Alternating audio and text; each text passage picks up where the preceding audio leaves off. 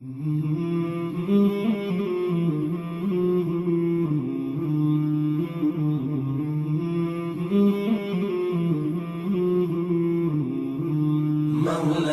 صل وسلم دائما أبدا على حبيبك خير الخلق كلهم. مولاي صل وسلم دائما أبدا على حبيبك خير الخلق كلهم.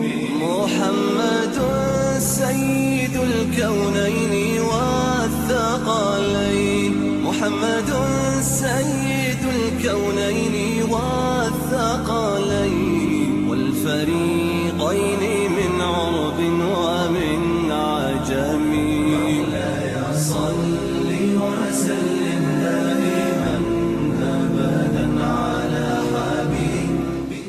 الحمد لله وحده، والصلاة والسلام على نبي من لا بعده، وعلى آله وصحبه وبارك وسلم عليه.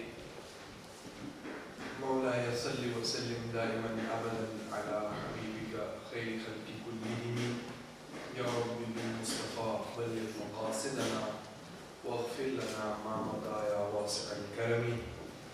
إن الله وملائكته يصلون على النبي يا أيها الذين آمنوا صلوا عليه وسلموا تسليما. اللهم صل على سيدنا محمد وعلى آل سيدنا مولانا محمد وبارك وسلم عليه. It is my pleasure to come to your town on a Sunday afternoon and share some moments with you about a certain project which we have launched and intend to pilot in the area of Teesside. May Allah accept my coming and your coming to this gathering. This is not a lecture, it's a presentation, and at the end of which I will open the door to questions and answers. To a lot of you, the content of this presentation will be rather new. So if there is something that I overlook and don't go into detail, please feel free to ask me at any time during the course of the presentation. It's not a lecture as such, it's just a presentation, and you can always stop me at any stage. Or if you, for some reason, don't want to stop me at that juncture, you can always ask at the end. The Suyuti Institute has 3 courses which we propose to offer. You have the Diploma in Islamic Law and Theology, Advanced Diploma in Islamic Law and Theology, and the BA Honours in Islamic Law and Theology. But before I dive into and tell you exactly what is what, I just want to give you a bit of background as to what and why this course came about. You see, in order to become a scholar of Islamic Law and Theology, the regime of study is called the Dars-e-Nizami. Dars-e-Nizami, I don't want to go into historical background, but the syllabus of Dars-e-Nizami was primarily structured in the Ottoman Empire. It was implemented in Persia, Iran, Afghanistan, and the Asian subcontinent, where it continues to operate till this day.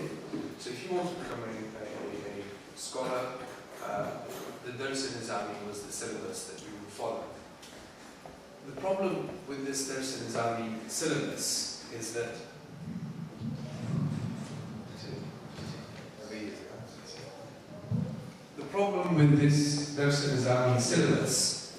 is that this syllabus was primarily designed, and those who designed it with children in mind. So the idea is that a child at the age of 6 or 7 would start to study this, and the way the books were taught were so that children could gradually acquire knowledge and increase their knowledge in accordance with their age. So it was very age restricted. The second problem with the Dars al-Nizami was that the only way you would actually acquire it is that if you actually went to an institution which offered it on a full-time basis, which meant that you would have to give up your worldly activity.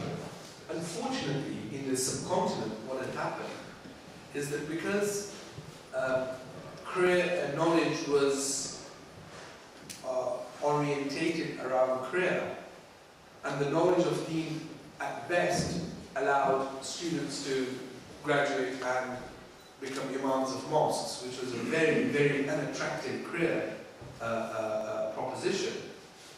Therefore, there was only a limited group of children who would go to the traditional institutions and would seek this knowledge.